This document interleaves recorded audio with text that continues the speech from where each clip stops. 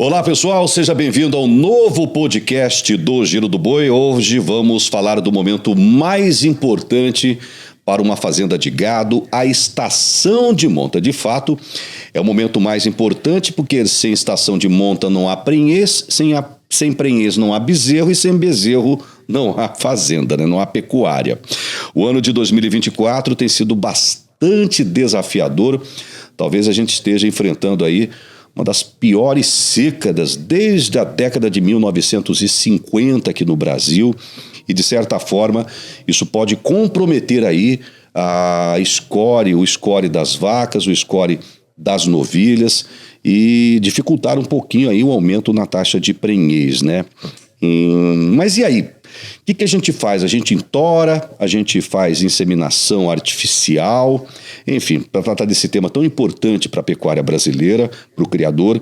Hoje eu recebo neste podcast uma das maiores autoridades mundiais em reprodução bovina, o professor da USP, Pietro Baruzelli. Professor, muito obrigado pela sua presença no nosso podcast. Eu que agradeço, Mauro. Um prazer enorme estar aqui com você, discutindo tecnologia aí os seus ouvintes também. Antes da gente fazer um apanhado dessas 2 décadas da chegada da IATF, da inseminação em si aqui no Brasil, que ano desafiador para a pecuária brasileira, professor, para a produção de alimentos. Na agricultura não está sendo fácil, na pecuária também.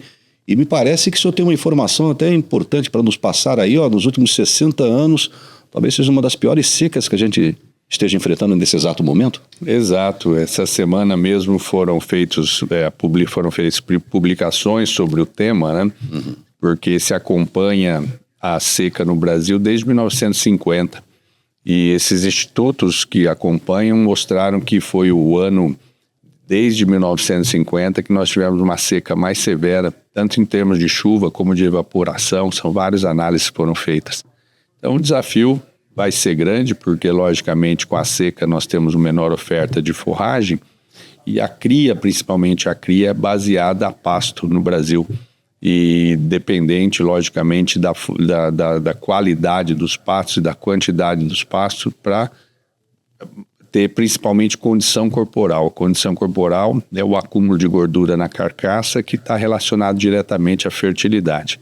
Então vamos ter aí um ano difícil, mas são os desafios da pecuária, né?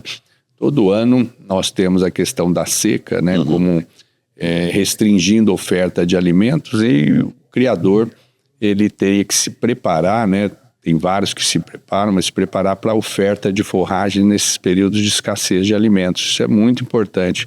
Inclusive, o período de escassez de alimentos na pecuária de corte ocorre quando a vaca está prenha e quando ela tem que estar acumulando gordura para ter um parto com gordura na carcaça, para poder mobilizar essa gordura no período pós-parto, para poder ter alta eficiência reprodutiva. Então, todo ano a gente temos que nos preocupar com a alimentação da vaca prenha, para que ela ganhe condição corporal entre a desmama e o próximo parto, para que ela tenha condições de reemprenhar com eficiência. Então, isso aí é uma regra. É importante para o criador, apesar desse ano ser um ano ímpar, né? Todo ano é um desafio, né? Um desafio de como oferecer um alimento em quantidade, em qualidade, durante essa fase final de gestação, para que a vaca se prepare para o pós-parto. Então isso o criador tem que estar muito atento, porque é uma das chaves do sucesso da eficiência reprodutiva. Para o pecuarista precavido, tudo bem. Aquele que lá atrás, né, fez uma reserva de silagem, de feno em pé, ou mesmo uma ração, maravilha. Esse não vai passar tanto aperto. Mas e para esse que, infelizmente, não se planejou, seu pasto secou, acabou a bucha, male deu um proteico energético para sua vaca, ou pior, aquele fazendeiro onde o fogo entrou lá e não tem comida nenhuma, o score vai estar comprometido. E aí vem aquela pergunta, muitos criadores me perguntaram: vale a pena adiar a estação de monta, professor? Qual a sua opinião? Não vale. Porque a estação de monta, ela é estabelecida numa época do ano, e se você adiar um ano, você sai de um sistema de continuidade para os próximos anos. Então, por exemplo, atrasar uma estação de monta significa atrasar o parto do próximo ano. e aí você está comprometendo não só aquela estação de monta, mas as estações de monta subsequentes. Isso é muito complicado e difícil de ser corrigido, né, nas estações futuras. Então, o que o criador tem que fazer, mesmo em condições adversas, ele tem que manter a estação de monta dele dentro do período que ele considera mais adequado e mantê-la todo ano. E usar ferramentas para tentar fazer com que o máximo possível de vacas se tornem gestantes no primeiro terço da estação de monta. Esse é o segredo do sucesso da eficiência reprodutiva. Então, lógico, um ano adverso, um criador que não se preparou, as vacas não estão em condição corporal adequada, mas mesmo assim ele tem que fazer todos os esforços possíveis para emprenhar o máximo possível de vaca no começo da estação de monta. Isso vai gerar para ele o bezerro nascido na melhor época no ano seguinte e vai fazer com que não ocorra um atraso da estação de monta dos anos subsequentes e faz com que ele ainda mantenha um ciclo de alta eficiência reprodutiva e produtiva na fazenda dele. Depois que ele atrasou um ano, dificilmente ele consegue recuperar. Então os prejuízos vão ser grandes, não provavelmente naquele ano que ele ainda teve uma fertilidade razoável, mas nos anos subsequentes pelo atraso da concepção e do parto das vacas nos anos seguintes. Entendi. Mesmo sabendo então que a taxa de prenhez vai cair, inevitavelmente, ele tem que tentar emprenhar o máximo possível de fêmeas. Aí entra a história da IATF, né? Exato. A IATF, ela ajuda em partes, logicamente, né? Se a condição corporal já está comprometida, a expectativa é que a IATF emprenhe menos por serviço, né? Por vaca sincronizada. Mas com monta natural não emprenharia quase nada. Então é melhor você ter uma diminuição na concepção da IATF do que você colocar touros e as vacas não manifestarem cio e a taxa de prenhez ser extremamente baixa, principalmente no começo da estação de monta. Então, uma das ferramentas de corrigir a fertilidade hoje é a IATF. A IATF, ela é uma ferramenta que no começo veio para impactar a utilização da inseminação artificial como genética, mas ela se mostrou ser uma ferramenta de eficiência reprodutiva. Então ela associou, o sucesso dela se deve devido a 2 pontos importantes que ela traz vantagens na sua utilização. O primeiro ponto é genética, então você aumentando a utilização da inseminação, você está, logicamente, introduzindo genes de qualidade naquele rebanho para a produção de machos e fêmeas. Mas você aumenta a quantidade de bezerros produzidos. Então a IATF, o sucesso dela está nesses 2 pilares. Quantidade de bezerros produzidos e de qualidade. Então isso fez com que nós passássemos de, há 20 anos, 100 mil sincronizações, veja, 100 mil IATFs há 20 anos, para 25 milhões de IATFs atualmente. Então, é um número impressionante, né? A quantidade de crescimento, né? Quer dizer, o pecuarista brasileiro, ele percebeu essas 2 gandagens, esses 2 pilares e começou a utilizar com alta frequência essa ferramenta. E ela contribuiu muito para a pecuária, porque nós tínhamos dificuldade de inseminar o rebanho. Então, antes da IATF, não tinha outra opção senão detectar o cio da vaca para que ela seja... Com rufião, né? Naquela época. Tinha 2 problemas, Mauro. O primeiro era rufião, tinha que olhar de domingo a domingo o cio, de manhã e de tarde com rufião, com buçal marcador, tinha que fazer rodeio do rebanho todos os dias de domingo, de manhã e de tarde. Esse era um fator limitante. Outro fator limitante é que a vaca não manifestava cio. Por quê? Porque é muito frequente uma síndrome chamada anestro pós-parto. A vaca pare e demora muito para manifestar o cio. Então o funcionário ficava olhando o cio das vacas recém-paridas lá e olhava cio de um grande grupo e tinha 1 ou 2 vacas em cio. Quer dizer, elas demoram para manifestar cio. Isso é uma característica muito frequente, não só nos rebanhos do Brasil, mas nos rebanhos de países onde criam vacas a pasto. Tá? Então, a América Latina mesmo, é muito frequente nós termos alta taxa de anestro pós-parto. Então, a vaca pare e demora para manifestar o cio ou não manifesta cio.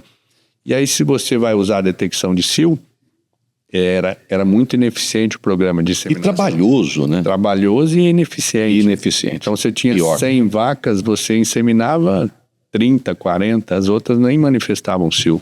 Então, isso era muito frequente. Vacas paridas, logicamente. Tanto é que o criador, há mais de 20 anos, ele usava muito lote de novilhas para serem inseminadas, porque a novilha ela tende a ter uma taxa de ciclicidade maior que vaca. Então, como sabia que era muito difícil detectar o cio de vaca, se inseminava muito novilha antigamente, porque a novilha cicla mais, manifesta mais cio, não tem o bezerro no sistema do rodeio, é mais fácil fazer um rodeio com novilhas do que com vacas paridas.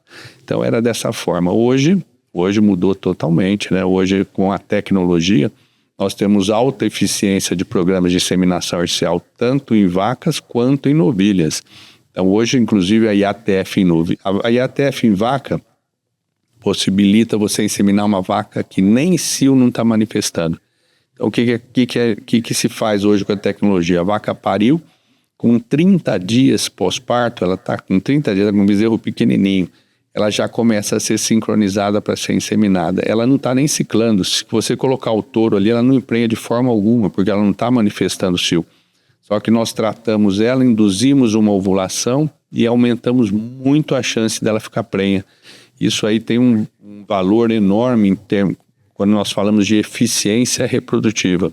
Então, essa vaca que é inseminada cedo no pós-parto, ela vai ter 12 meses de intervalo entre parto, ela vai produzir um bezerro por ano.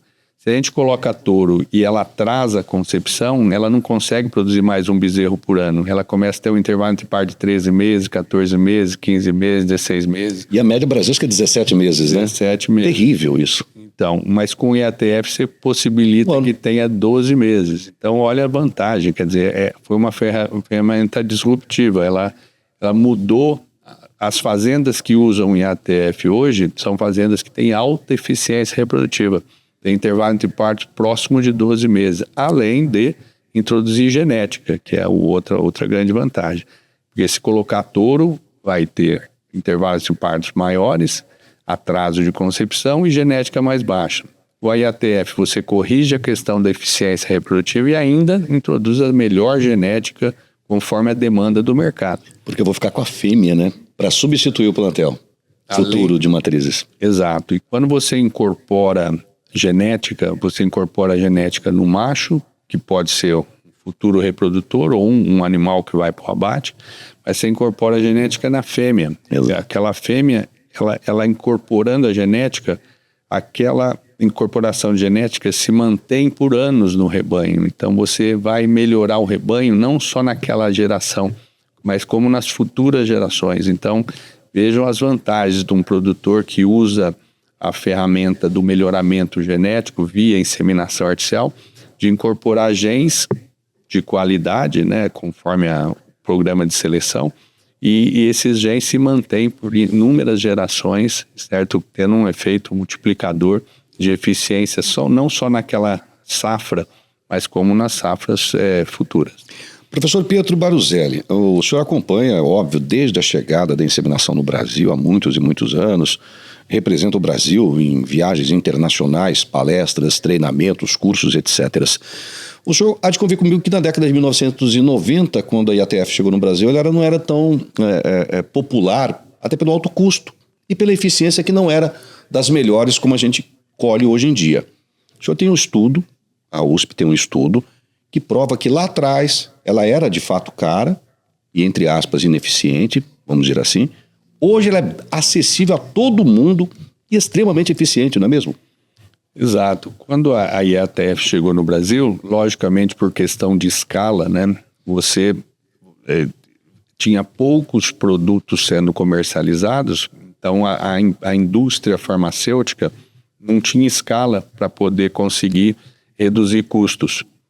Com a evolução do processo, aconteceu dois fenômenos, aumento de escala e foram introduzidas no Brasil outras empresas também, devido ao tamanho do mercado brasileiro, foi atrativo para que várias empresas entrassem no Brasil oferecendo fármacos para sincronização.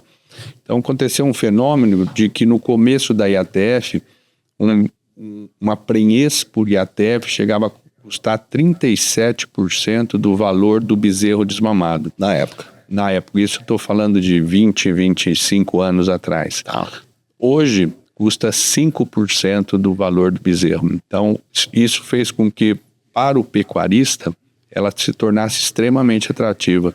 Então, o custo relacionado da reprodução, relacionado ao custo do valor do bezerro desmamado, né, ele se tornou extremamente atrativo. 5% é relativamente baixo em relação a todas as vantagens que a IATF traz. Tanto é que nós fizemos estudos de impacto, né?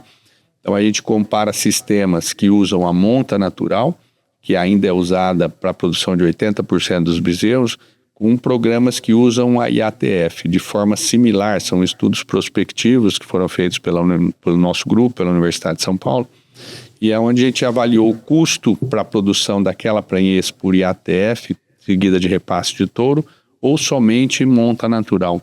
E a gente, logicamente, pelas vantagens que nós já conhecemos hoje, e todos conhecem, da antecipação da concepção, do aumento da taxa de prenhez, da introdução de genética, fez com que o quilo de bezerro desmamado do sistema IATF fosse, logicamente, superior ao sistema de monta natural.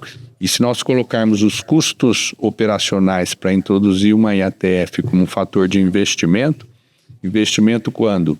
18 meses antes de você desmamar, porque nós temos a gestação e temos o bezerro até o desmame. Então você investe R$1, 18 meses depois, quando você vai vender o bezerro, você ganha R$4,2 a mais do que se você tivesse colocado o touro para a produção de bezerro. Comprovadamente isso? Comprovadamente, por estudos, né? Estão todos publicados aí e estão à disposição para quem quiser fazer análise, né? Então, hoje é bem evidente, esse dado é bem conhecido, o criador, ele percebe, né, as vantagens e realmente é uma tecnologia que aliás, inclusive, Mauro, se ela não gerasse valor, nós não estaríamos sincronizando 25 milhões de fêmeas hoje no Brasil para serem inseminadas. Então, a validação desse estudo se dá pela quantidade de adesão ao produtor a essa tecnologia, porque o produtor sabe que ele só vai utilizar se ela estiver trazendo retorno. Então, ele percebeu o quanto que essa tecnologia pode colaborar em termos de retorno econômico para o seu sistema de produção de bezerros. Mas, infelizmente, professor, o senhor há de convir comigo que há uma discrepância muito grande em relação a uma pecuária extrativista, extremamente extensiva, e uma pecuária intensiva, como é indicado o uso da inseminação artificial, através de sêmen, através de embriões. Queria que o senhor falasse um pouco do mercado de embriões também, de FIV, no Brasil. Por exemplo, para fazer uma IATF numa fazenda de cria, eu preciso de um mínimo de estrutura possível. Cuidar da sanidade é obrigação minha, cuidar da alimentação. Mas, por exemplo, preciso de um tronco de contenção. E eu conversando com o pessoal de balanças, do mercado de balanças e troncos do Brasil, de cada 10 fazendas no Brasil hoje, 1,5 possui tronco de contenção. Aí complica um pouco a situação. Fica até uma dica para o pessoal aí fazer tronco móvel, né? Que eu possa chegar no curralzinho lá, coloco o tronco para poder fazer esse trabalho, né? Então, essa discrepância me assusta muito e esses caras vão ficar para trás, infelizmente, né, professor? Concordo plenamente, né? Pecuária, a grande concorrência da pecuária hoje se dá pela agricultura e não só pela agricultura. Vamos falar em produção de carne, é a avicultura e a suinocultura, que são extremamente tecnificadas. Eu acabei de fazer uma análise de mercado usando dados da FAO desde 1960 até atual, agora 2022. São dados interessantes que em 1960 nós produzíamos mais carne de bovino do que de suíno e de aves. Hoje a gente produz mais carne de aves no mundo, seguido de suíno e depois de bovinos. Então nós perdemos em quantidade de produção de 1960 para hoje. Então, um grande concorrente nosso são produção de carne de alta tecnologia. Então, quem não usar tecnologia hoje na pecuária infelizmente vai sair do mercado, porque não tem como concorrer com as opções de produção de carne e com a agricultura, que a lucratividade por hectare da agricultura em muitas situações é muito maior que o da pecuária de baixa eficiência. Então, quem vai sobreviver no mercado são pecuaristas que conseguem, por área, por hectare, produzir carne de uma forma competitiva. E, logicamente, quem não tem um tronco para prender uma fêmea, ele não vai poder nem inseminar, mas também não pode vacinar, não pode fazer... Tratar o animal. Quer dizer, é uma pecuária extrativista de baixíssima eficiência que, infelizmente, está com os dias contados. Infelizmente ou felizmente, né? Porque está ocupando um espaço que poderia estar produzindo mais e está produzindo muito pouco, né? Porque essa pecuária, nós estamos comentando aí, produz muito pouco por área, né?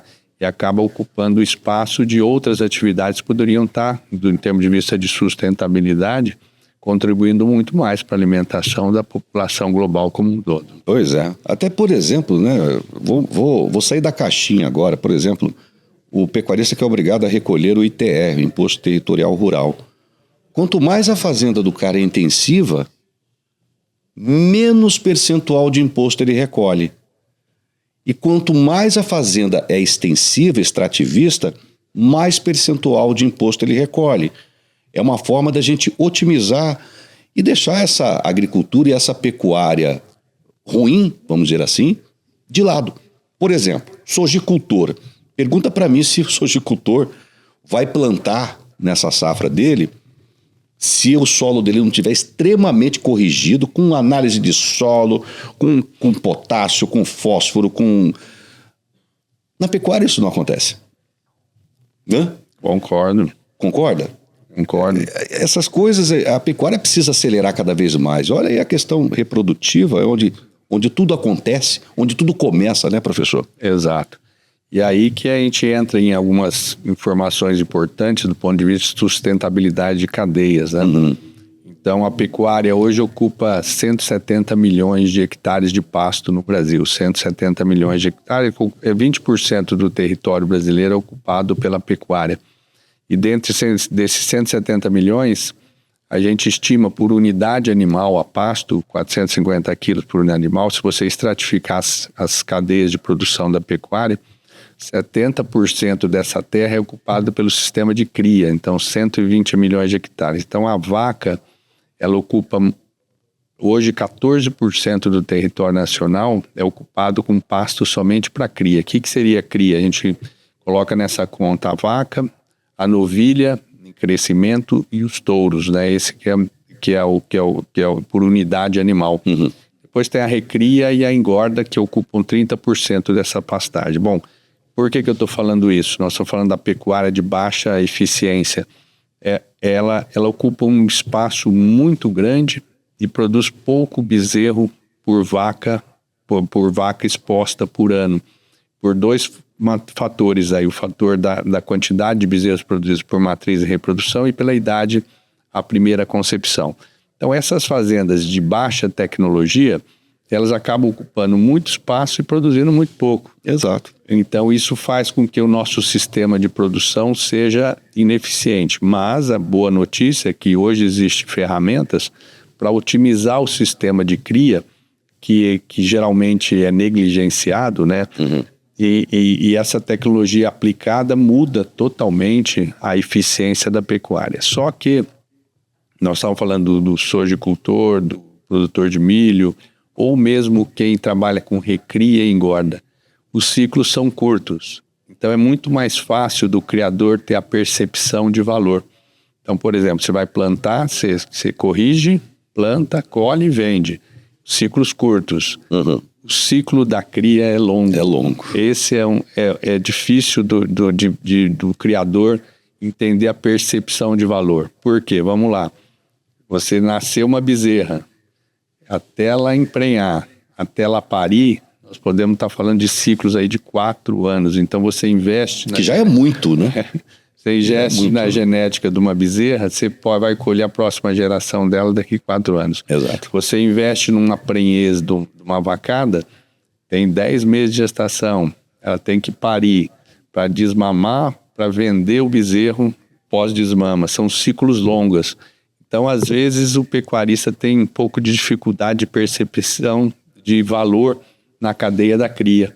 Já a cadeia da recria, da engorda ou agricultura, os ciclos são mais curtos, então fica mais fácil a percepção de valor. Então, nós temos esse desafio aí de tentar mostrar a percepção de valor na cria, mas boa formação, que usando tecnologia já tem vários estudos que mostram que a cria de alta eficiência traz retornos econômicos muito importantes para a cadeia como um todo. Professor Pietro Baruzelli, a gente está falando um pouquinho dessas coisas entre aspas ruins, entre aspas não, explicitamente ruins para a nossa pecuária, para a gente chegar na solução daqui a pouco, tá? Nesse nosso podcast. Por exemplo, se já é difícil emprenhar uma fêmea e ela me produzir um bezerro e bezerro bom, quando nasce tem um outro problema. Um levantamento feito pelo Grupo Ético do professor Matheus mostra que o Brasil perde cerca de 4 milhões de bezerros até o desmame. E não estou falando de animal natimorto, não estou falando de animal que morre enroscado na vaca, quando é mal acasalado. Eu estou falando depois que ele nasce. Morre de curso, de doença, morre de bicheira, morre de verminose, morre pisoteado, por exemplo, um manejo ruim. É o cara pegar bezerro pequeno, bezerro de 35, 40 quilos, vai fazer um rodeio com as vacas, joga tudo dentro do curral, bezerro tropeça, cai, vaca pisa em cima, morre de acidente. 4 milhões de bezerros a gente perde. Então são coisinhas que eu sou professor de medicina veterinária, problema de doença, nossa senhora, isso eu estou fazendo esse levantamento para o cara que está nos ouvindo agora, botar a mão na consciência e falar assim, puxa vida, tem coisas que eu preciso olhar com mais calma, chamar meu vaqueiro, chamar o pessoal do Senar para dar um curso aqui sobre boas práticas agropecuárias, né? Para depois a gente entrar nessa questão de biotecnologia que vai dar um boom na produção e na produtividade desse pecuarista. Tem um caminho longo para a gente, né, professor? Muito longo, mas essa informação do grupo professor Matheus importantíssimo, né? Então nós temos em torno de 8% de perda entre nascimento e desmama dos bezerros nascidos no Brasil. Já é difícil emprenhar e quando nasce ainda morre. E tem mais uma informação ainda, Mauro, que é importante, porque uma taxa grande morre e o que tem uma enfermidade e não morre, ele é menos produtivo. Então tem outro problema agravante aí, um bezerro, por exemplo, que adquire diarreia na fase inicial da sua vida por questões de manejo, erro de manejo, por questões sanitárias, ele desmama mais leve quando, por exemplo, esse desmamar mais leve faz com que ele vai ter um atraso no desempenho pós-desmama e um atraso na idade do abate. Aquela coisa, se não mata, aleja, né? Tipo assim, né? E a fêmea que por acaso teve uma enfermidade durante a fase inicial da sua vida e não morreu, ela também vai ter diminuição de desempenho de peso a desmama e diminuição de fertilidade quando novilha. Então veja que é mais agravante ainda. Então morre 4 milhões, 8%, e os que não morrem e adquiriram alguma enfermidade são improdutivos. São bem menos produtivos do que os bezerros saudáveis, que não adquiriram nenhuma enfermidade. Então isso aí faz com que a pecuária diminua a sua eficiência como um todo. Mas, volto a dizer, o importante é que tem tecnologia para resolver tudo isso.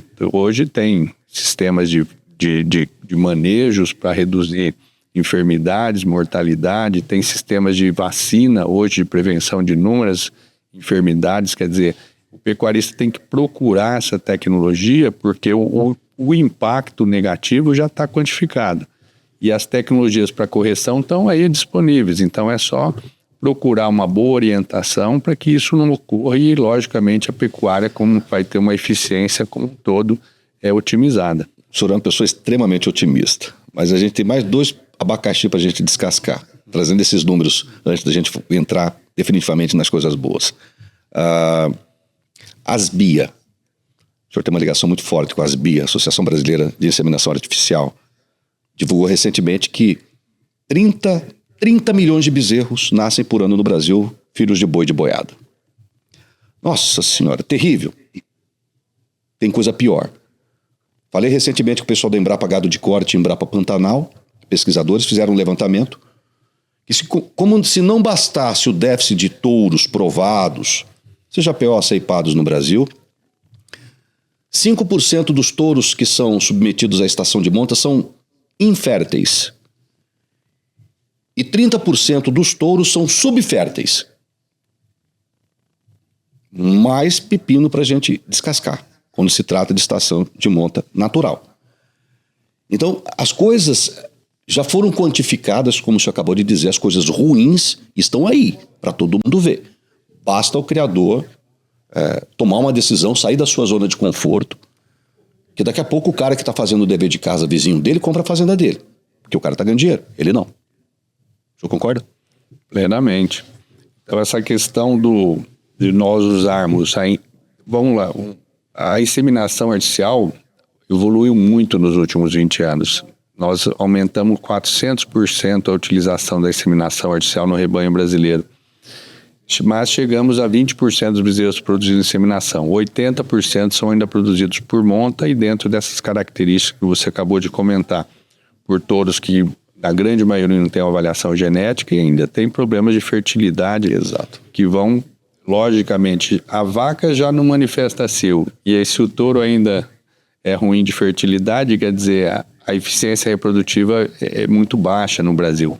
Eu acabei de fazer uma análise agora com dados do IBGE pela quantidade de fêmeas em idade reprodutiva e a quantidade de bezerros desmamados. E os números, usando esse banco de dados, nós desmamamos 56% de bezerro por vaca exposta no Brasil. 56%. Deveria ser no mínimo 80%. Então, toda essa redução de eficiência faz com que a gente tenha muita vaca comendo no pasto sem produzir um bezerro. Então, imagina, são milhões e milhões de fêmeas que poderiam estar produzindo um bezerro e não estão produzindo, por causa de tudo isso que nós estamos comentando, né? Uhum. Então, hoje a gente produz pouco bezerro por fêmea exposta. Por quê? Porque a gente usa pouco ainda tecnologia. Quando usamos touros, os touros ainda têm problemas e a vaca no pasto tropical, ela manifesta pouco cio. Colocando esses fatores todos juntos e a fêmea, a novilha, ela demora muito para atingir a puberdade, a maturidade sexual. Então ela demora muito para atingir a primeira concepção, o primeiro parto. Colocando tudo isso junto, mostra que a gente está desmamando muito pouco bezerro pelo potencial que nós temos. Mas volto a dizer, a tecnologia está hoje desenvolvida e está à disposição para o pecuarista. Se o pecuarista procurar uma orientação, ele muda esse patamar de produção e ainda ganha mais dinheiro, porque a tecnologia já está, inclusive, com várias análises de impacto econômico da utilização dela e do retorno para o pecuarista positivos. Então, além dele introduzir tecnologia, aumentar a eficiência de produção, ele vai ganhar mais dinheiro dentro do sistema dele de produção pecuária. Então, eu acredito que por isso a importância de programas como esse, o seu programa, para mostrar que o pecuarista, se ele procurar essa orientação, ele muda o patamar de produção da fazenda dele. Completamente. E vai fazer com que o Brasil produza muito mais carne. Aliás, nós precisamos produzir carne para 10 bi de pessoas em 2050, exato, né? Para alimentação, né? Carne de qualidade. Pois é. Carne bovina, uma carne de excelente qualidade para alimentação humana. Então, nós temos aí o desafio de produzir carne para o mundo como um todo, né? Eu acabei de fazer um artigo agora sobre a cadeia de produção de carne na América Latina, que vai ser publicado agora. Uhum. Os dados interessantes. Nós produzimos na América do Sul. Nós produzimos na América do Sul 25% da carne produzida no mundo. 1/4. E temos 5% da população do mundo. Olha que interessante. O mundo inteiro está precisando da nossa comida, da nossa carne. A proporção de população e produção aqui é muito vantajosa. Quer dizer, nós temos condições de produzir carne para o mundo todo, né? Carne bovina de qualidade para o mundo todo. Lógico, temos que usar a tecnologia, ser mais eficiente, temos que estar atento às concorrências, né? Como eu já comentei, da carne suína, da carne de aves, mas o futuro nosso da América do Sul como um todo, e aí nós temos que colocar a importância do Brasil, que é o maior rebanho da América do Sul, mas não podemos esquecer também que temos o Paraguai, temos a Bolívia, temos a Colômbia, temos o Equador, temos a Argentina, temos o Uruguai, que também produzem e têm sistemas de produção a pasto, né? Sistemas muito parecidos com os nossos, que também estão correndo atrás de tecnologia para oferecer uma carne de qualidade. E esses países também, pela população pequena em relação à produção, estão se tornando também países exportadores de carne bovina. Então nós vamos, lógico, liderar pela potência do Brasil em termos de área e tamanho de rebanho, mas nós vamos estar juntos com os países da América do Sul aí, que também tem grande potencial de produção de carne bovina. Perfeito. Bom, professor, o senhor viaja o mundo inteiro, né, debatendo, fazendo cursos, como eu disse, palestras, etc., sobre biotecnologia reprodutiva. Como é que a gente está? Em que posição global que a gente está no uso da IATF? O Brasil, sem sombra de dúvidas, é liderança, né, em quantidade de animais sincronizados. 25 milhões. 25 milhões. Temos os americanos também que usam essa ferramenta em larga escala, só que os americanos usam mais em rebanhos leiteiros. Isso que eu ia te perguntar. Interessante isso. A demanda deles para a utilização da IATF é em rebanhos leiteiros. Mais de 80% do sêmen que eles usam lá, né? De gado de corte em cima de vaca holandesa. Isso é outra característica. Isso é bacana. Qual que é a sua opinião sobre isso? Beef on dairy. Exatamente. Então, vamos lá. Então, vamos à primeira resposta, né? IATF, o Brasil, liderança, junto com os americanos, em quantidade, nós somos o que mais sincroniza no mundo, junto com os americanos. Só que o nosso perfil é sincronizar mais gado de corte e os americanos mais vacas leiteiras. Eles usam ainda pouco a IATF nos Estados Unidos para vacas de corte, por vários motivos, porque eles não têm alguns fármacos que nós usamos aqui que são extremamente importantes para a eficiência, e eles também têm um pouco de dificuldade de mão de obra para fechar o rebanho, para realizar a sincronização e a inseminação. Então, isso faz com que o perfil deles seja mais leite e não mais corte. E aí, hoje, um fenômeno interessante que está acontecendo nos Estados Unidos é que os Estados Unidos tem 40 milhões de fêmeas em idade reprodutiva. Nós temos 90 milhões, eles têm 40. Desses 40 milhões, eles têm 31 milhões de vacas de corte e 9 milhões de vacas de leite. Essas 9 milhões de vacas de leite, eles estão utilizando um novo sistema de produção que não era comum. O que aconteceu nos Estados Unidos? Um fenômeno interessante. Agora, recentemente, 2023, 2024...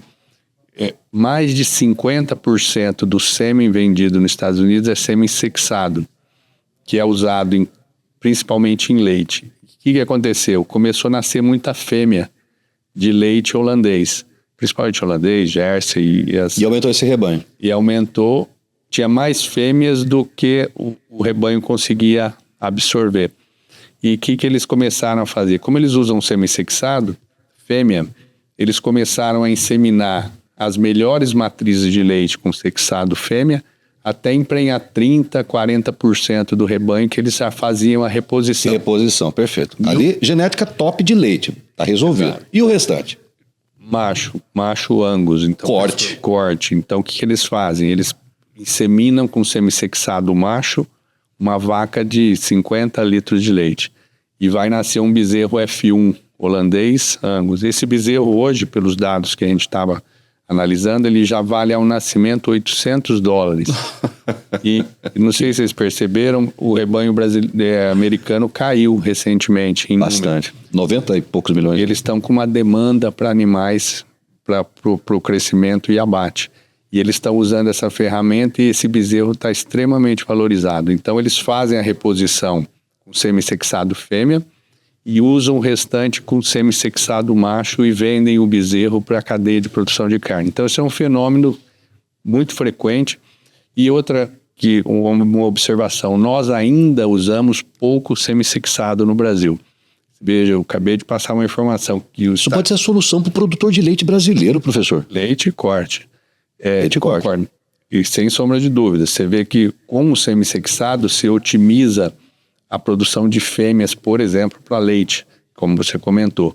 E você otimizando as melhores fêmeas de leite com semi-sexado fêmea, você tem um ganho genético espetacular dentro da fazenda. E você otimiza a reposição. Você faz com que tenham mais fêmeas sendo repostas de fêmeas de melhor qualidade genética. Você poderia colocar macho no restante ou não. Isso vai depender da demanda do mercado brasileiro. Na questão do corte, a gente pode fazer a mesma coisa. Lembra do bezerro, do cedo? Sim. Nós podemos produzir sexado fêmea no cedo, que nós vamos produzir toda a reposição com fêmea nascida no cedo, que são as bezerras mais férteis, são as novilhas mais férteis. Isso pode mudar totalmente o conceito da eficiência reprodutiva da pecuária brasileira no gado de corte, usando, por exemplo, fêmea no primeiro desafio, nas melhores vacas, nas que pariram primeira, que são as mais férteis, você já produz a sua próxima geração de sexado fêmea. Seria uma possibilidade muito espetacular. Nós estamos agora no nosso departamento, lá no nosso grupo, trabalhando em parceria com as empresas que trabalham com semi-sexado, por exemplo, a Sexing, tentando otimizar a utilização de semi-sexado em gado de leite, de corte, usando o semi-sexado refrigerado, porque, rapidamente, o sexado, você tem que passar por uma máquina onde o espermatozoide passa 1 por 1 a 120 por hora para separar o espermatozoide X do Y. Logicamente, o X vai produzir a fêmea e o espermatozoide Y o macho. Quem direciona o sexo é o macho, não é a fêmea. A fêmea sempre tem um óvulo que é X e o macho tem espermatozoide ou X ou Y. Quando é Y, fertiliza da macho. Quando é X, fertiliza da fêmea. Então é o macho que determina o sexo. Você pegando o ejaculado e separando o espermatozoide X do Y, você consegue altíssimas acurácias, 90% de acurácia de nascimento de machos ou de fêmea. Só que esse processo dana o espermatozoide. Lógico, ele vai ter que passar numa máquina, você já provoca alguns danos. E ainda se você congela ele, você provoca um segundo dano. Aí vem o refrigerado na história. Vem o refrigerado na história. Mas tem que ser um trabalho um pouco mais agilizado, né? Quanto tempo demora um refrigerado? 8 horas, não? Não. Então, mais tempo? Essa é que a tecnologia está trabalhando e está conseguindo expandir por até uma semana. Uma semana, professor, que então, maravilha. Pode ser produzido, coloca em caixas térmicas, manda para a fazenda e a fazenda tem uma semana para utilizar. Isso são estudos recentes, né? Nós já fizemos vários estudos na USP, estão sendo feitos estudos nos Estados Unidos com alta frequência para poder otimizar a utilização do semi-sexado usando o refrigerado. Ele traz, logicamente, problemas de manejo, de logística, né? Porque o sêmen tem que chegar com certa rapidez e o semi-congelado está no botijão. Isso que eu ia falar, economiza com botijão, com nitrogênio. Isso. Também, né? Também. O lado positivo. Por exemplo, uma coisa simples, né?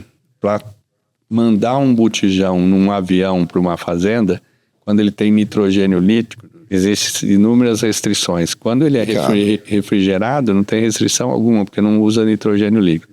Então facilita transporte e tudo mais. Bom, tudo isso está sendo desenvolvido para ficar no radar das pessoas, do produtor, que a tecnologia, a ciência está tentando desenvolver pacotes que sejam viáveis do ponto de vista técnico e econômico para o produtor. Mas fica uma mensagem aí, os americanos, eles são extremamente eficientes, como todos sabemos. E eles já estão usando mais de 50% das inseminações dos Estados Unidos já são feitas por semi-sexado. E no Brasil nós não chegamos, em média, nem a 10% ainda feitas com semi-sexado. O Antônio Carlos me disse isso. Falou que já está nascendo no Brasil esse Beef on Dairy. Beef on Dairy. On Dairy. Já está nascendo aqui no Brasil esses animais, viu? Parece que eles começaram a bater aqui agora, Angus em cima de vaca holandesa, principalmente aqui pro lado do Paraná, para baixo, que é o clima mais temperado, né? Depois de poder estudar isso aí também para raças como o Girolando, por que não? né? Só que o Brasil... Outras raças leiteiras que ficam mais em clima tropical. Acho que o estudo só está começando esse estudo, né? Só que o Brasil tem ainda uma demanda por fêmeas de leite muito grande. Então, os Estados Unidos acabou utilizando o Beef on Dairy porque eles estavam com o mercado de fêmea extremamente ofertado. Então, tinha muita fêmea no mercado, então eles acabaram usando o corte porque eles tinham muita... É que eles já chegaram no ápice do leite. A gente ainda não. Então, a gente ainda não. Essa é que é a análise que tem que ser feita. No Brasil, valeria a pena fazer Beef on Dairy? Se a demanda por uma fêmea de leite é alta, não valeria a pena você colocar corte no leite. Então, tudo depende do mercado. A ferramenta está aí, ela é possível de ser feita, mas quem vai direcionar se nós vamos usar ou não o Beef on Dairy é a nossa demanda por uma fêmea de leite. Como o Brasil ainda não produz, vocês sabem que o Brasil produz 35 bilhões de litros de leite. E consome 38. Então, nós importamos leite. Carne não, carne a gente exporta aí. A gente exporta hoje 30%, 3 milhões de toneladas de carne. Então, carne nós somos extremamente autossuficientes e exportamos 30% que a gente produz. Só que leite no Brasil não, a gente importa leite. Então aí tem que fazer uma análise se vale a pena fazer o Beef on Dairy no Brasil, porque nós estamos com um sistema de produção de leite que carece ser expandido para pelo menos atender a demanda nacional. Então pode ser que aqui não seja uma coisa interessante fazer essa ferramenta que os americanos estão fazendo, porque como você comentou, lá já está estabelecido o mercado, ele já está estabilizado. Nós estamos em fase de crescimento. Então é tudo informação para o criador tomar a decisão aí na hora de fazer seu programa reprodutivo. Bom, voltando no início daquela nossa conversa, para a gente ajudar esse criador que está nos ouvindo agora, a caminho da fazenda, numa viagem, está refletindo sobre todas essas questões ruins que acometem a nossa agropecuária, principalmente a nossa pecuária, e o lado positivo disso, que são as ferramentas, as tecnologias que já dispomos. Como a gente estava conversando no início, professor, esse problema de falta de forragem para a fêmea chegar a um score ideal para entrar em estação. O senhor disse que é contra a gente fazer um adiamento, para a gente não perder o bezerro do cedo e as futuras gerações, as próximas estações de monta, né? Qual que é a orientação? Que a gente faça a IATF em si? Parece que o senhor não é a favor de fazer IATF com repasse, mas sim ressincronizar. Conta pra gente, por gentileza, sobre isso. Bom, vamos lá. Então, primeiro o conceito, né? Então, lógico, é um ano ímpar, é um ano difícil, mas o criador tem que se preparar para esse período da seca, né? Então, a seca sempre aconteceu no Brasil. Hoje, logicamente, ela está em proporções muito maiores, mas se preparar para oferecer forragem durante a seca para ela parar em boa condição corporal. Então isso aí tem que ser fique de lição, que fique de lição agora para quem ficou sem comida agora. Se quiser ter alta eficiência reprodutiva. Perfeito. Senão não é condizente uma vaca parir magra com alta eficiência reprodutiva. Isso não existe, a gente já sabe que isso não vai acontecer. Bom, aí a vaca pariu. Geralmente no Brasil, principalmente nesse ano adverso, a tendência é de nós termos vacas que não vão ciclar. O que quer ciclar? Ela não ovula. Naturalmente. Tá. Ela não ovula e está em anestro. Então nem não adianta colocar touro, porque ela não vai dar cio, ela não vai manifestar cio. E o touro não vai cobrir. Pode até ser um touro fértil, mas se a vaca não deu cio, ainda mais se for um touro infértil, que você comentou. Eu só lembrar, Então, mas tudo bem. Temos que induzir, então. Vamos falar da fêmea. Então, nós temos que induzir. Tá. Então, é imprescindível o criador induzir. Logicamente, ela estando magra, a resposta da sincronização também vai ser reduzida. Mas ela ainda vai emprenhar em uma condição aceitável, perto do que você colocar a touro. Então, é imprescindível em anos adversos, né? Aí até... na minha análise, tem que ser sempre utilizada. Em anos adversos, mais ainda, porque é uma das poucas possibilidades de você tentar recuperar a fertilidade de vacas que estão parindo em condições aquém do que deveriam. Bom, vai ter uma expectativa reduzida de resultado, lógico, né, porque ela não está nas condições ideais, mas ainda nós vamos ter uma taxa de prenhez aí de 30%, 40%, que ainda é positivo nessas condições. Bom, aí o que acontece? Quais são as possibilidades que nós temos? A gente pode fazer uma IATF e colocar touro. Então, isso é uma ferramenta que nós usamos muito no começo da IATF, lá há 20 anos, usava uma IATF e colocava touro. Quando colocava touro? 10 dias depois da IATF. Opção 1. Isso, opção 1. Tá. Colocava touro, a gente coloca mais ou menos 25 touros para cada 100 vacas sincronizadas. Um touro para cada 25% de vacas sincronizadas. Então, 100 vacas, 4 touros. 4 touros. Espera 10 dias depois da IATF, coloca os 4 touros. Por quanto tempo? Então, a gente deixa até o final da estação de monta. Aí esse touro, logicamente, ele vai cobrir só se a vaca vazia voltar em cio. Com a IATF sendo feita, aumenta a taxa de cio pós-IATF da vazia. Que a gente induz a ovulação da que ficou prenha, induz a ciclicidade da que ficou vazia. Então, o ciclo de uma vaca é 21 dias. Uhum. Então, próximo de 21 dias depois da IATF, várias vacas manifestam cio, as que ficaram vazias, e os touros vão cobrir. Então, você tem a prenhez da IATF, mas a prenhez de repasse. Só que, o que acontece? Quando as condições são adversas, vai emprenhar na primeira inseminação um pouco menos, e poucas vão voltar em cio 21 dias depois, para o touro cobrir. Aí que a gente usa a ressincronização. A ressincronização nessas condições... Sem touro. Sem touro. Aí faz a primeira, passa o ultrassom rápido para descobrir quem está vazia e faz a segunda. E pode fazer até a terceira, conforme as condições operacionais da fazenda. Essa seria a opção 2. Vamos dizer assim. Isso, fazer... Solamente com a inseminação e os protocolos. Exato. Então, hoje, por exemplo, você pode fazer... 3 inseminações e sem necessidade de touro, como muitas fazendas fazem. Hoje tem várias fazendas que não usam mais a monta natural e sim uma sequência de sincronizações. Se a fêmea falhou nas 3, descarte. Descarte, mas você atinge 80% de fêmea prenha, que é o que precisa para você fechar o ciclo, com 3 inseminações. Então você não precisa mais de touro, fazendo 3 inseminações sequenciais. Mas a informação que é importante aí é o seguinte: esse modelo de fazer 3 inseminações com condições ótimas, perfeito, ele funciona. Mas em condições adversas, a ressincronização é mais uma ferramenta para corrigir a baixa eficiência reprodutiva. É isso que eu queria deixar a mensagem. Então, ressincronizar com boas condições, perfeito. Você vai prenhar lá mais de 80% do teu rebanho sem necessidade de touro, ou fazer 2 com repasse de touro, ou até uma com repasse de touro, você consegue atingir boas fertilidades. Mas em condições adversas, como esse ano, que elas vão parar em baixa condição corporal, faz uma IATF e ressincroniza. Porque você, no segundo estímulo de sincronização, você tira muita vaca que voltou em anestro. E você aumenta a probabilidade dela emprenhar ainda no começo da estação de monta. Então, uma recomendação para o produtor é fazer IATF com ressincronização agora em condições adversas. Expectativa de resultado é menor? É menor, mas com touro é muito menor. Então, com touro vai ter muito menor eficiência do que com esse programa.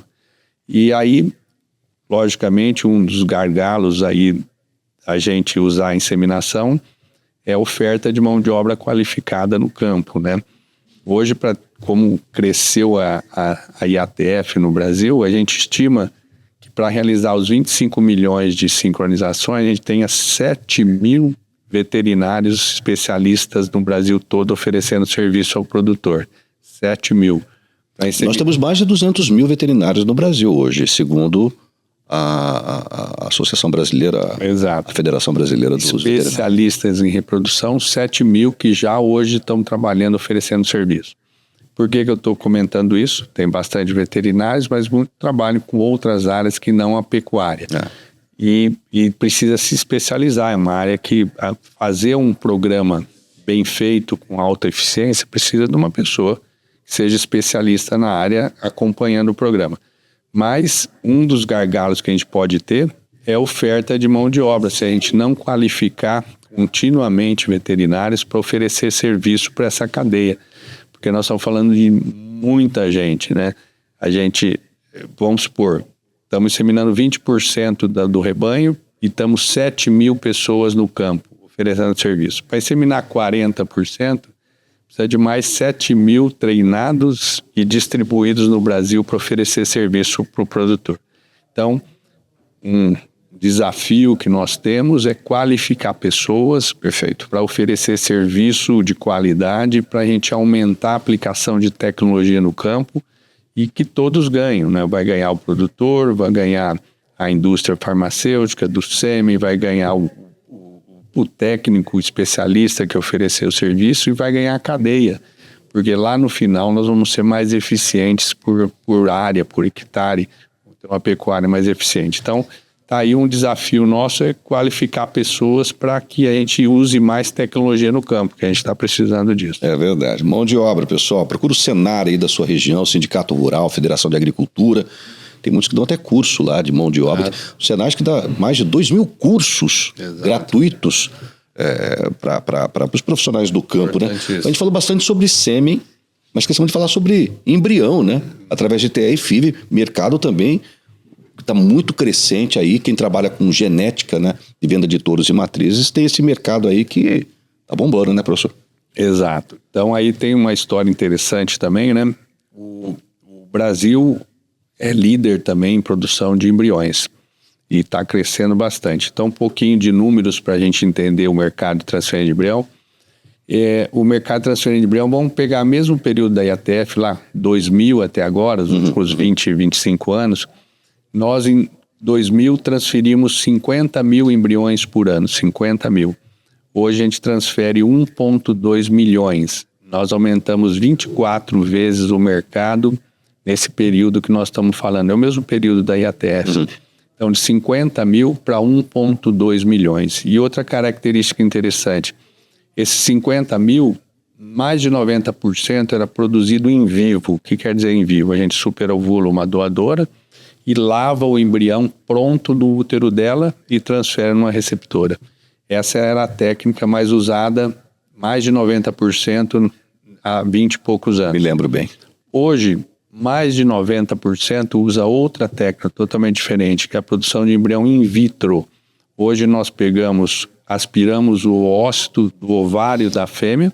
De bezerra de até 2 meses, né? A partir dos 2 meses de idade. A gente fez vários estudos com animais jovens, né? Que isso é uma outra coisa, depois se der tempo a gente pode discutir, que eu acredito seja o futuro para otimizar a genética. Aceleração genética. Então, vamos lá. E aí hoje se produz in vitro. Então mudou o mercado, a forma de produção de embrião nesses 20 anos mudou completamente. Então a gente aspira o ócito, matura ele no laboratório, fertiliza no laboratório, desenvolve no laboratório, com 7 dias de vida a gente põe numa receptora. Isso foi uma grande revolução porque essa segunda tecnologia in vitro é bem mais eficiente. Outra grande revolução que não podemos esquecer. Nós desenvolvemos uns protocolos, do mesmo jeito que existe a IATF, nós publicamos os primeiros trabalhos do Brasil com a TETF. Foi em 2000, há 24 anos, nós publicamos os trabalhos na Sociedade Brasileira de Tecnologia de Embrião, mostrando que era possível transferir um embrião sem olhar o cio. O mesmo conceito da IATF.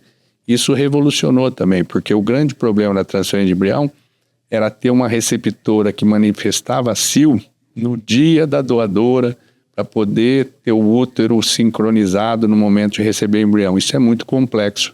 Também tinha que olhar cio lá com só o marcador de 12 em 12 horas na receptora, na doadora. Fazíamos isso, mas era extremamente complexo.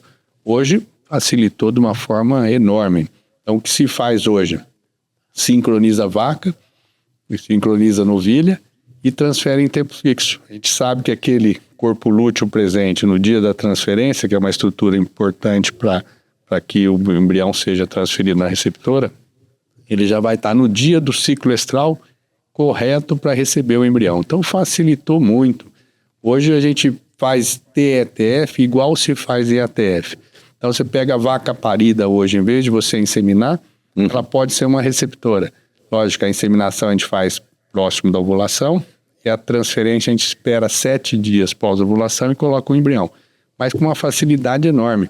Prende uma vez, 2 vezes e já transfere embrião. Com 3 manejos você está transferindo embriões hoje em larga escala pela transferência de embriões. Isso ajudou muito a evolução da tecnologia. E falando o que você comentou, além da gente produzir embrião de animais já consagrados, a gente pode, que são animais adultos, a gente pode produzir embrião hoje de animal extremamente jovem. Isso aí... Identificado pela genômica, por exemplo. Exato. Tem que ter uma avaliação genômica, logicamente. A avaliação genômica está aumentando cada vez mais a sua acurácia de identificação. Que bom. Então, quando a gente pega uma bezerra nascida, a gente já tem uma avaliação genômica e a gente já prevê a capacidade de produção futura dela pelas análises genômicas. Vou lá e acelero o meu progresso aspirando ela. Um exemplo, multiplicando ela. Se você pega um embrião de uma bezerra de 2 meses e já transfere numa receptora, quando ela tiver 1 ano de idade, ela é mãe. 1 ano de idade, ela é mãe. Se você pegar, você pode usar semissexado fêmea. Quando você pega a bezerra dela que nasceu e aspira com 2 meses, quando a primeira mãe tiver com 2 anos, ela é vó. Pega a bezerra fêmea, com 3 anos ela é bisavó. E ela com 3 anos, no Brasil, não teria trazido nem a sua primeira geração. E ela já trouxe 3 gerações. Lembra da suinocultura, da avicultura, são ciclos curtos, alto ganho genético. Então, a pecuária, se nós quisermos ser competitivos... Tá aí a ferramenta, professor. Aliás, nós brasileiros estamos ficando para trás porque os americanos estão usando cada vez mais... Os centros de genética nos Estados Unidos de bovino estão cada vez mais usando a ferramenta de produção de bezerra, de embrião de bezerras genômicas de 2 meses de idade. E estão dominando o mercado de genética. Então, isso é uma coisa que nós, no Brasil também, nós temos criadores, técnicos, já estão usando essa ferramenta.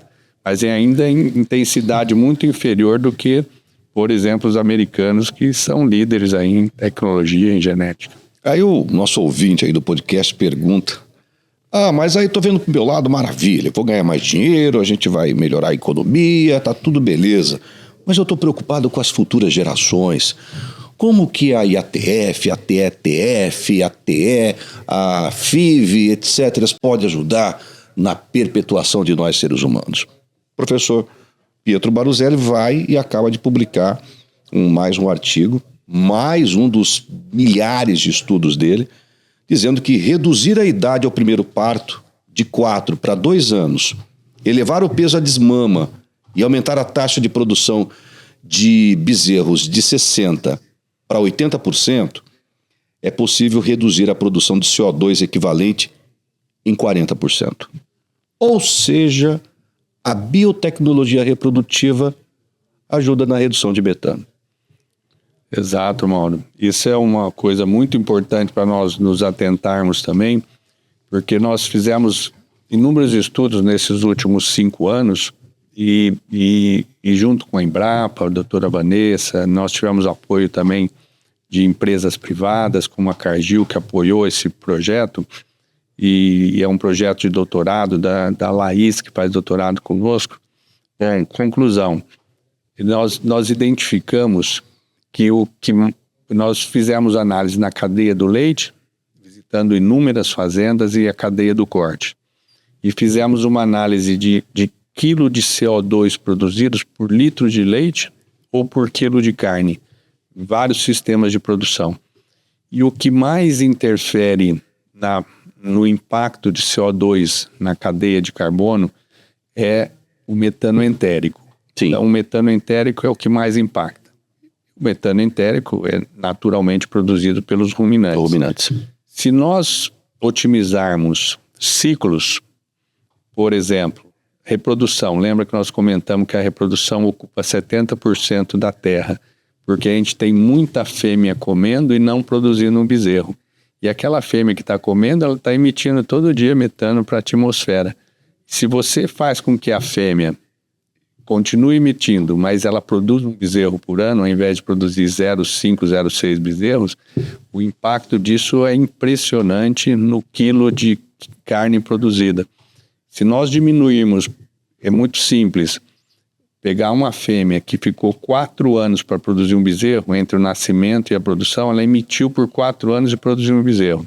Se ela emprenha com 1 ano e produz um bezerro com 2 anos, pela metade do tempo, ela emitiu menos e produziu o mesmo bezerro. E o boi como ele tem a mesma genética da mãe, vai ser a mesma coisa. Em vez de ele ser abatido aos 4 anos, vai ser abatido aos 2, e ele vai emitir a metade do metano que ele emitiria se ele fosse abatido aos 4 anos, se tivesse uma genética ruim.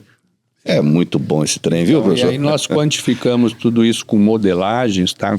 Com análises feitas dentro de critérios científicos, e chegamos a esse número aí que nós passamos para vocês. Mas isso aí tem muito ainda a evoluir. E mostra, vamos acompanhar. Mais uma vez, a importância da aplicação de tecnologia, não só para aumentar a produtividade, a rentabilidade e a sustentabilidade, né? Então você vê mais uma vez como é importante o criador estar atento à utilização de tecnologia, porque ele só tem vantagens como um todo. E a questão da sustentabilidade traz também uma vantagem à pecuária, em termos de ponto de vista de imagem, né?